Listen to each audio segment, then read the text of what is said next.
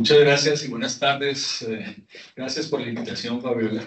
25 minutos es un tema bastante retador para un tema tan profundo como el tema de inteligencia artificial. Entonces nos vamos a centrar en los temas claves, en experiencias que se han visto y sobre todo qué es lo que viene y dónde nos debemos centrar alrededor del tema de datos precisamente. Pues, avanzar. Cualquier modelo de inteligencia artificial lo que busca finalmente es predecir, ¿sí? Y predecir un resultado a partir de un modelo que toma los datos originales y lo transforma. Eso es en esencia lo que buscamos. Y esa predicción, que es lo que tenemos aquí al final, realmente se basa en cuál es la calidad y el contenido de valor que tienen los datos de entrada. Pues si entra basura o entra información que no puedo contextualizar correctamente, pues la salida va a ser incorrecta. Es una predicción, no es un resultado exacto. Y lo vemos en temas tan sencillos como ChatGPT, con la misma pregunta hecha 2 veces, da 2 respuestas parecidas, pero no necesariamente iguales. Esta predicción implica que hay unos riesgos, y esos riesgos son de lo que vamos a hablar ahora. Siguiente, por favor. Antes de hablar de los datos específicos y qué es lo que tenemos en los casos, ¿qué está pasando a nivel de regulación de la inteligencia artificial?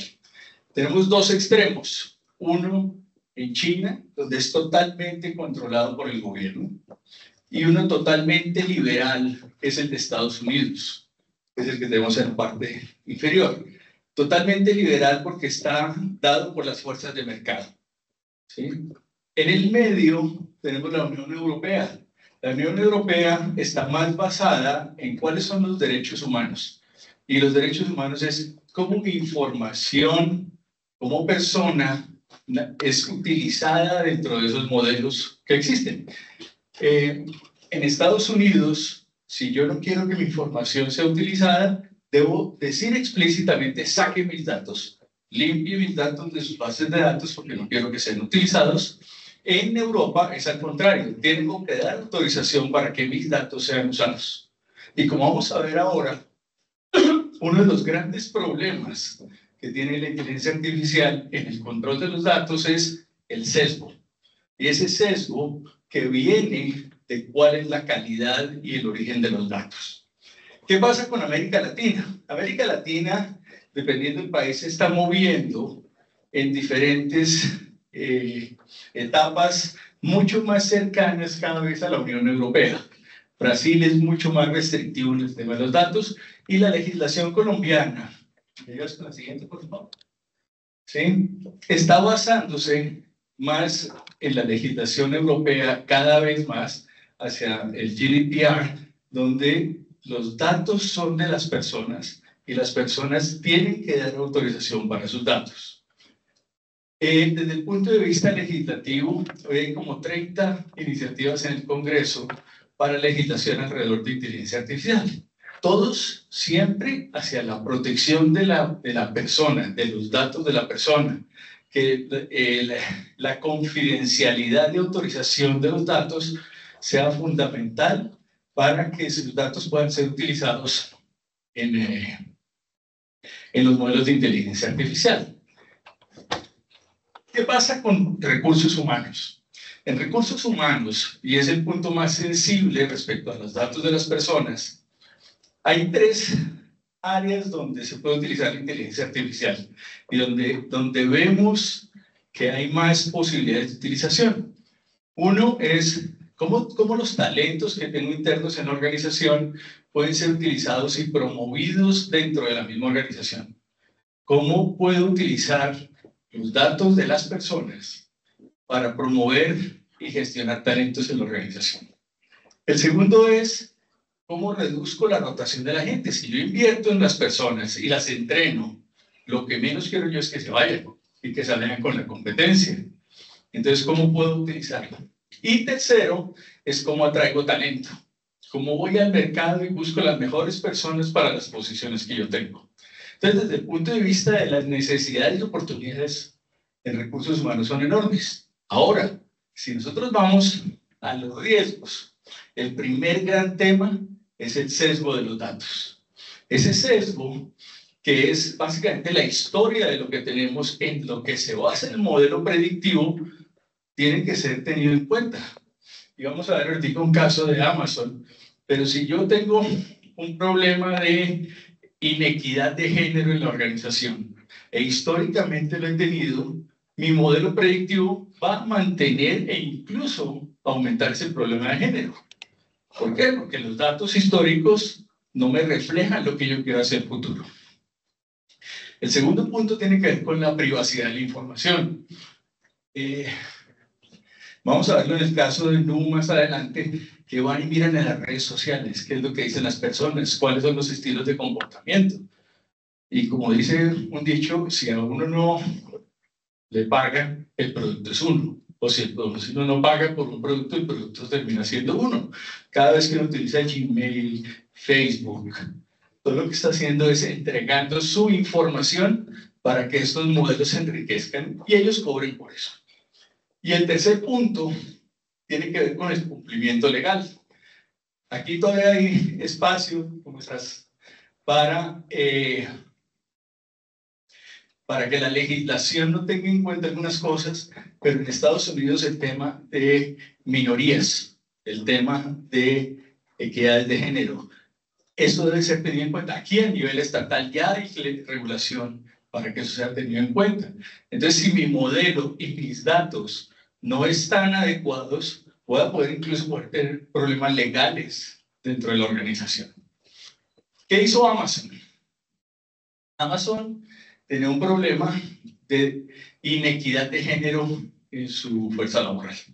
Entonces digo, vamos a utilizar los millones y millones de hojas de vida que tenemos de aspirantes, trabajadores que hemos tenido para crear un modelo más equitativo. Que nuestra nueva fuerza laboral sea más equitativa en temas de género. Tomaron los datos, hicieron los modelos y el resultado, más inequidad. Porque todos los que eran exitosos en el pasado eran hombres. La menor cantidad de contratación eran mujeres. ¿Qué pasó hacia adelante? Tomando la misma historia y proyectándola y amplificándola, tuvieron más hombres contratados y menos mujeres contratadas. Entonces hay que tener mucho cuidado en eso. ¿Qué pasó al final? Abandonaron el proceso porque no sirvió para absolutamente nada. Eso desde el punto de vista de recursos humanos como oportunidades y riesgos. En la industria financiera hay muchísimas posibilidades para poder utilizar los datos de la gente y mejorar los servicios.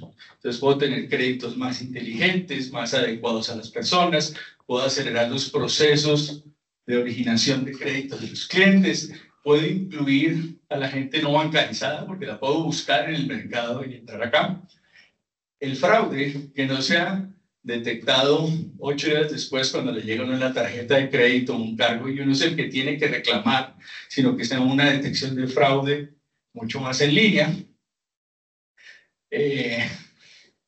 Hablábamos en un momento con alguien de los mayores, mi papá, mi mamá, que cuando les cambian las aplicaciones en los bancos es un lío para ellos. ¿Sí? Y entonces le dicen ahora, pide el token, ¿sí? Pues se pierde. ¿Sí? Existe la posibilidad de tener agentes de inteligencia artificial que estén dando un soporte, charladito, ¿sí? Para que les ayuden dentro de todo ese proceso financiero. Y finalmente, en los temas regulatorios, la regulación, las superintendencias cambia permanentemente y las tecnologías de inteligencia artificial ayudan a producir los reportes y hacer los cambios mucho más rápido. Pero igual tienen sus problemas. Primero, los modelos otra vez amplifican los problemas. Piensen en cualquier código postal de Bogotá, donde fácilmente al lado de una vivienda de estrato 5 puede existir una vivienda de estrato 2. Entonces, si el código postal es el filtro para seleccionar alguna característica de crédito, en vez de ayudar, lo que va a hacer otra vez amplificar. Entonces amplifica la desigualdad en vez de ayudarla. Temas de seguridad. Si los sistemas todavía los penetran, ¿sí? Y vemos toda la cantidad de fraude que hay, imagínense que sean capaces de modificar los datos para asignar créditos o desembolsos en un sistema más inteligente. Los humanos siempre van a ser necesarios, ¿sí? Eso es como tener un piloto automático en un avión. El piloto siempre está, si el piloto automático vuela el 90% del tiempo, las decisiones críticas las toma el piloto, el que despegue es el piloto y el que aterriza es el piloto, ¿sí? Hay un tema importantísimo en inteligencia artificial y en los modelos y es la explicabilidad, y es cómo se llega a una decisión. Si yo no puedo explicar cómo se llega a una decisión, porque la red neuronal que armé para llegar al resultado, sencillamente me dice el resultado, y en algún momento hay una queja y yo no sé explicar por qué llegué a ese resultado, pues voy a tener problemas incluso legales. Puede que en el sistema financiero no, pero cuando vemos en la industria médica es importantísimo. Y siempre los sesgos. Los sesgos es el problema más importante, ¿sí? Que tiene que ser combatido dentro de cualquier manejo de datos e inteligencia artificial. Aquí vienen una decisión muy importante que se debe tomar en los modelos, que es el concepto de falsos positivos o falsos negativos. Pensemos en que estamos entregando un crédito, ¿sí? A un conjunto de clientes. Si yo tengo dos posibilidades. Quiero capturar todos mis clientes buenos, a pesar de que se me cuelen algunos malos, o quiero garantizar que únicamente tengo clientes buenos, a pesar de perder clientes buenos. En uno no tengo ningún cliente malo, pero puedo perder clientes buenos. Eso es un falso positivo. O puedo tener todos los clientes buenos y que se me cuelen clientes malos. Y eso hace que el modelo se comporte en forma completamente diferente. ¿Qué hizo Nubank? Nubank. Si tiene vitrina blanca y podemos hacer una oferta por ejemplo. No, ya. Las preguntas financieras. Un caso específico de inclusión financiera lo hizo Nubank.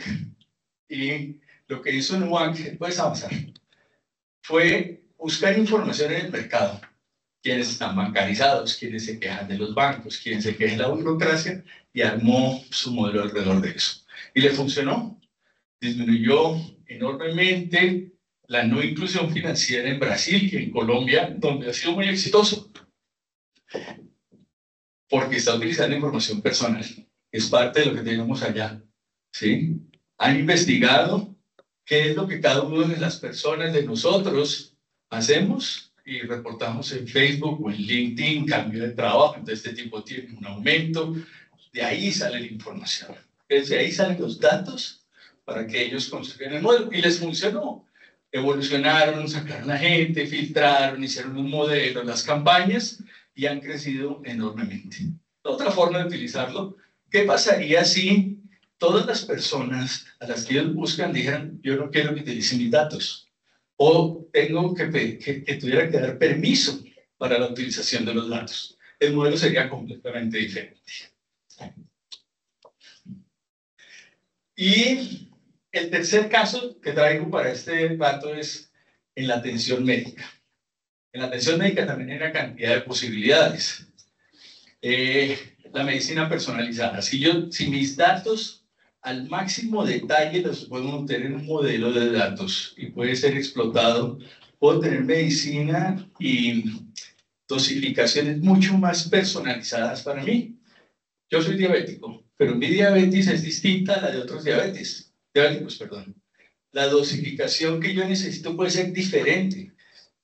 Tratamos de tener un estándar y toda la medicina y toda la posología de las medicinas trata de ser estándar, pero cada uno de nosotros es diferente. Por eso si alguno tiene problemas de tiroides, se han dado cuenta que eso es al miligramo y entonces parte la pastilla por 2, por 3. Eso nos llevaría a otro tema diferente. Los diagnósticos por imágenes. Piensen en dermatología, donde el lunarcito que ve el dermatólogo, si tiene cierta característica, bordes, y lo comparan con millones de fotografías, podría predecir con anticipación cuál es el tipo de cáncer o posibilidad de cáncer que tiene. El diseño de medicamentos. El diseño de medicamentos, y vamos a ver un caso ahorita, es uno de los casos más útiles. Normalmente un medicamento lo que busca es alterar una proteína, ¿sí?, que está causando daños en el cuerpo. Pero piensen que el cuerpo tiene 10 a las 60 proteínas. Entonces, la cantidad de recombinaciones que pueden existir para conseguir un medicamento pues son infinitas si uno lo va a hacer a dedo. Y vamos a ver ahorita un caso interesante de eso. Y podríamos hacer modelos predictivos de pandemias, para programas de salud pública, etc. Pero igualmente tiene riesgos, ¿sí? Y volvemos a llegar al tema del sesgo, ¿sí? No todas las personas nos comportamos igual. Y si nos basamos en la historia, vamos a tomar decisiones amplificadas de la historia, no del futuro. Imagínense que la información del ADN de todos pudiera ser filtrada y estuvieran empezando por ahí a comerciar con nuestra información o con las historias clínicas. Entonces hay riesgos importantes ahí. Vuelve el tema de explicabilidad. Y ahorita les muestro una caricatura, pero nadie va a aceptar un diagnóstico que el médico no le puede explicar con claridad, ¿cierto? ¿Qué pasa con la parte ética? Imagínense que hay un error. Un error es el programador el que tuvo la culpa. Son los datos. Fue el médico que asistió en la creación del modelo. Entonces hay una falta de regulación de marcos éticos y legales para que eso pueda ser aplicado, y nadie va a querer ser atendido por una máquina de inteligencia artificial sin poderle preguntar cosas que un médico le responde hoy en día. Entonces esa deshumanización es otro punto, otro de los contras. Este es lo que les decía, cuando en la red neuronal le dice, oiga, usted necesita ser operado, tenemos el 99% de certeza, pero no tengo ni idea por qué, ¿sí? Y esa es la explicabilidad. Nosotros tenemos que tener modelos explicables que permitan mover los datos hacia una predicción que sea certera y sea siempre igual. No puede ser hoy una cosa y mañana algo parecido que también coincida en esa predicción. Este es un ejemplo interesante de in silico medicine. Tomaron una enfermedad específica, ya sabían cuál era la proteína que generaba la fibrosis pulmonar idiopática, y aceleraron el proceso, porque ya sabían cuál era el target, la molécula que tenían que tomar, y empezaron a utilizar la inteligencia artificial para generar todas las combinaciones posibles hasta que hizo match. ¿Qué ventajas tuvo? Entraron a fase 2, ensayos clínicos de fase 2, que es ya con personas, en 30 meses, cuando normalmente es un proceso que toma 10 años. Entonces, el ahorro fue enorme, y con el 90% de ahorro en los costos. Los ensayos siguen existiendo. Las personas siguen le siguen dando placebos y les dan la medicina, pero el proceso de la combinación para llegar a la molécula, a cómo modificar la molécula, fue muchísimo más rápido. Bueno, y aquí lo último para que quede de reflexión. Cuando tenemos inteligencia artificial, lo que hacemos es tomar datos históricos y recombinarlos. Y es lo que se llama recombinación diversa. Es tomar todos los datos que sean y volverlos a armar nuevamente. Entonces, si tenemos, simplificándolo, A, B y C, pues yo puedo sacar A, B, B, C, A, B, C, C, B, A, etc. Pero jamás voy a poder sacar D, porque D no existe. Y D es lo que se denomina una innovación radical. Piensen en la industria de los teléfonos móviles. Antes de que Steve Jobs sacara el iPhone, A nadie se le había ocurrido tener una pantalla táctil. BlackBerry era como el avance y todos soñábamos con tener un BlackBerry. Cuando Steve Jobs hizo ese cambio, hubo una innovación radical. ¿Sí? Si las innovaciones radicales no existieran, ninguno de nosotros estaría acá, porque nosotros somos los que aportamos la creatividad. ¿Sí? Las máquinas nos pueden ayudar a recombinar todos los datos que existen y sacar resultados a partir de esa recombinación. Pero la creatividad la ponen todos los seres humanos. Cuando se hicieron estudios a ver dónde se conseguía innovación real, nadie tiene resultados positivos al ver innovaciones radicales utilizando inteligencia artificial, porque es que se utiliza la historia y a partir de la historia no hay invención. ¿Sí? Entonces, les dejo esa para que reflexionen y las preguntas las hacemos en un rato. Muchas gracias.